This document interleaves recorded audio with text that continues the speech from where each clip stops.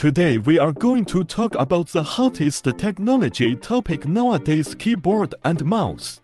They are indispensable helpers in our modern office and study, but their close contact often causes some minor problems. Just recently, there has been a lot of news about keyboards and mice. Some consumers have reported that the keys on some brands of keyboards have malfunctioned, greatly reducing work efficiency.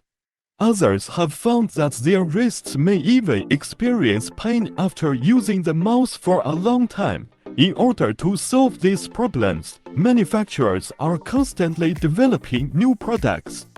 On the one hand, some keyboard manufacturers have begun to try to adopt ergonomic designs to reduce key pressure and improve comfort. At the same time, we are also researching smarter keyboards that can free our hands through voice control.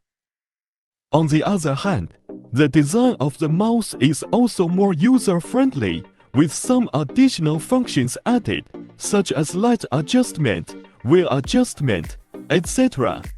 Of course, in addition to paying attention to the latest developments in keyboards and mice, we must also pay attention to how to use them. Improper use of the keyboard and mouse for a long time can easily lead to muscle fatigue, cervical spondylosis, and other diseases, so we must use them rationally and take good care of our bodies.